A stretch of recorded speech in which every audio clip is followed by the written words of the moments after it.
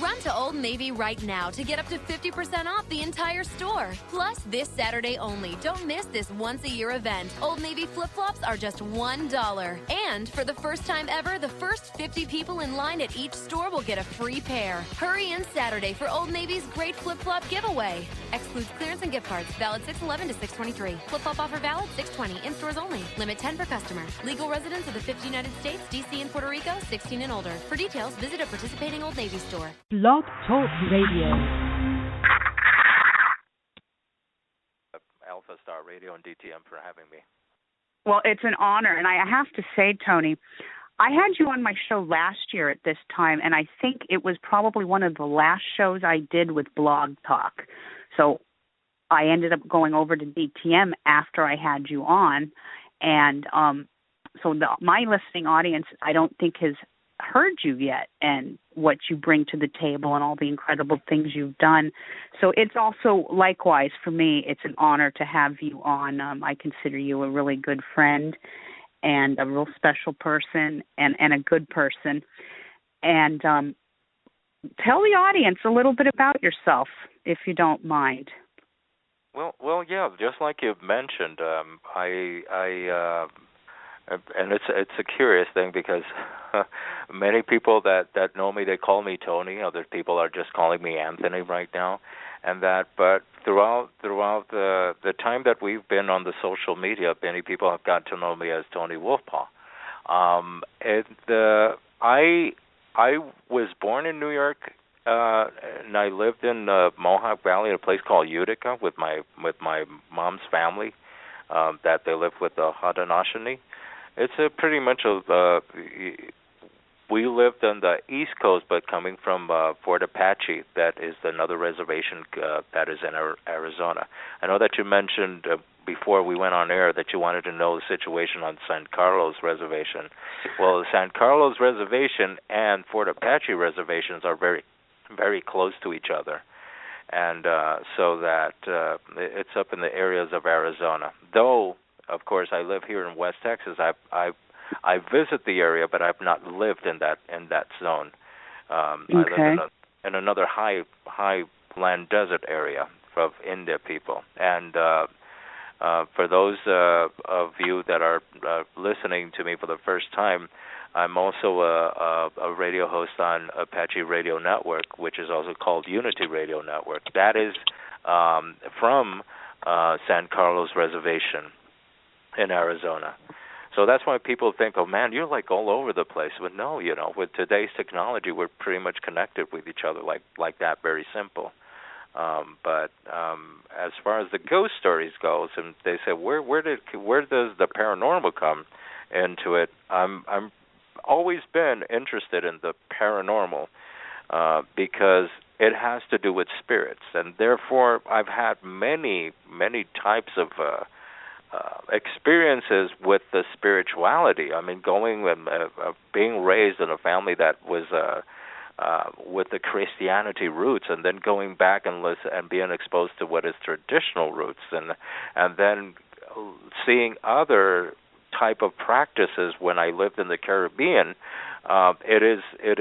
It's something that I just went that path, and I felt very good with it. But again, because I spoke about things that were not related to either one, because I was like right in the middle observing these different roads, I just say, my spirituality doesn't have any affiliation with any type of religion whatsoever.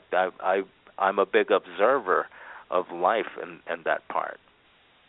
Well, that's wonderful. No, you have many talents, Tony, and you're very good at a lot of the talents that you do. You are very good at, from paranormal investigator to radio host. I know you've done like voiceovers. Is that my understanding? You've had training in doing acting and voiceovers as well, right? Yes, and our voices have been used in more likely, and it was a blast to know, because I was recording for the company that I was working with, the Sarayez family and their museum and their rum distillery. I won't mention the brand because I don't want to get into any problems here, but can I mention the brand? Sure, go for it. Captain Morgan Spice Rum. Well, anyway. You can mention that. I think that's a friend of ours here at this network. I can't laugh. Okay, great. I got that off my chest now. I can talk now. So I was recording a series of different points of interest that has to do with tourism, and I was teaming up with this girl called Nilsa Sanchez, and she was doing the Spanish part, and I was doing the English part. And when I found out what this was for like a touch screen whenever you visit the Caribbean of places to go. I don't know if this was years ago. But of course, history doesn't change that much, so I'm thinking I can dare use the word assuming that it's still there because I've never seen it after I recorded it. They say that these touchstones screens are in LaGuardia Airport, and there are in different hotels like the Holiday Inn. There's a resort and a Conquistador resort that they have it, that when you touch the screen and it happens to go to the English part, that's my voice right there. So I've done that, and other type of appearances when it came to kind of like doing a little public relations, because I wrote scripts that was part of the tour. I had a blast, and all of this travel, all of this me moving around, really opened me as a person to be more open with a lot of people. So when I came back and I started back with my community, I saw that there was a need to celebrate culture, and that took me to doing other activities that we started doing here in our local area, just setting up tables and doing the dances and doing the stories. When I started doing the ghost stories, it just happened to be that it was nighttime. There was the fire. We were all sitting around the fire, and everybody had something to say. So the talking feather was traveling around the group, and when it came to me, I just happened to share and ask the question. I asked the question, what do you think about what happens when we cross over? And there it went, I'm wow. sure that we were ready to go to sleep, but we stood another round there, and and it was good because there were 13 nations that were there, and kids and all that stuff. It was wow. Good. It was good. And it happened in a place that was a funny name. It's called Cougar Park in Socorro, Texas. We were with the Lipan Apache, the rest of the Isleta del Sur Pueblo people, which we call them the Tiwas. There were the Piru, Manso, Tiwas. These are 3 different tribal communities that got together to make one group. So it shows that our communities are expanding, they're growing, they're taking care of each other. Our Eagle clan is about 100 people of one family alone, so we're a pretty large group. Well, that's big. Yes, and it's in the San Elizario, Texas area, and Clint. I live in Horizon City here in West Texas. Right, near El Paso, right? Is that near El Paso? Okay. Yeah, I share the zip code from El Paso, but it says that, everything comes from El Paso because that's the largest county compared to us. We're growing. We have a Walmart now. We have all kinds of things going on. Hey, you guys are moving up. You got a Walmart now. And do you go to Walmart in your jammies like everyone goes? You know what? I know in my jammies. That is yes. Everybody does go into Walmart with their jammies. I do the late shopping, and I see all kinds of. I'm telling you, I'm surprised. I'm thinking, wow, how it should be illegal sometime, but I don't know. Oh well, I see it all here too. I'm not shocked anymore. I know. I see it all too at the Walmart. Not that I shop at Walmart very often, but when I go over there, it's like. Sometimes my kid will go, let's just go to Walmart and look at all the people. Oh, okay, let's go. Fine, let's entertain ourselves. Free entertainment, You know what? I did that one time too, Linda. When I was in Utah, I was about 1 month in Utah, and I was in the Walmart over there. But being a person that I've moved around a lot, I've been through many different Walmarts, and then I started missing El Paso. I'm thinking, your jammies look cool. I'm thinking, I don't know. Everybody has their different ways, but I came back over here with the mission to help, to be with our community. A lot of things have changed. That's why a lot of things on my bio has changed a lot. But when we started what we started with celebrating cultures, and then it took me in the route of the paranormal, I could not mix the two. I'm back in this rare path that it has many different interesting twists and turns, and I'm enjoying it. But let me tell you, it's been a life-changing experience. This one in particular, with the paranormal.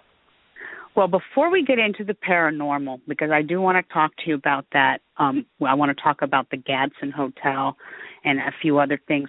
I have some people that have asked me, I'm actually pretty, I don't want to say educated in it, but I know a lot about a lot of Native American issues that are going on, and I'm familiar with the South Dakota area and, the things that are going on with pretty much the child stealing and the state taking these children away from their families. I've covered topics on that, but there's a topic that you talk about, and I find it very, very interesting, and this is the Oak Flats Holy Site, and this is what you were talking about. And I think what people want to know is what the government, it's called Resolution Copper. This is the company that's coming in, and they want to do underground copper mining on this sacred site. Do I have this correct, Tony?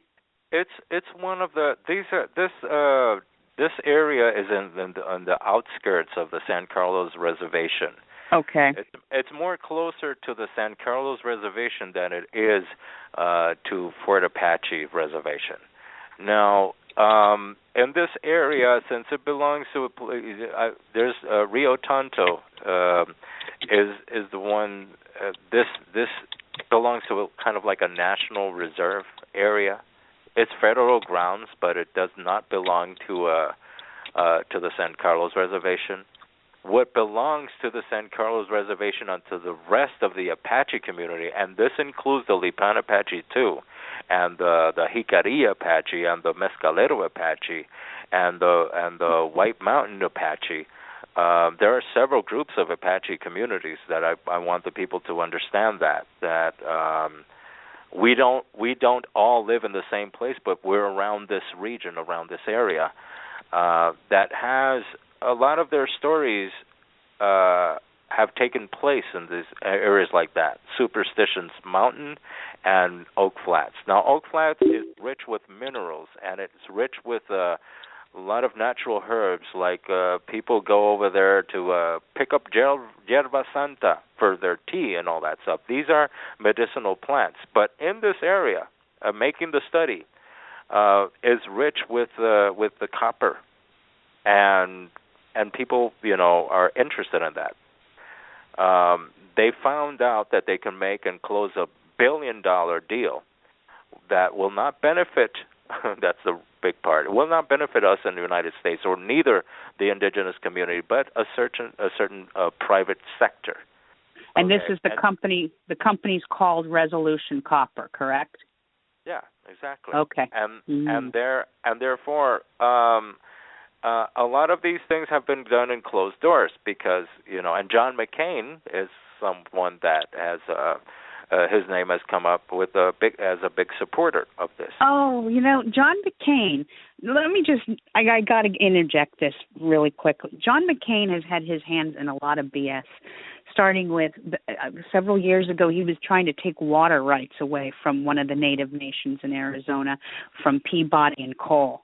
I think Peabody and Coal was the company that was trying to move in on water rights. So this man has absolutely no respect for anybody, especially when it comes to the indigenous people. I have major issues with Senator McCain. He is not. Go ahead, Tony. Now that you mention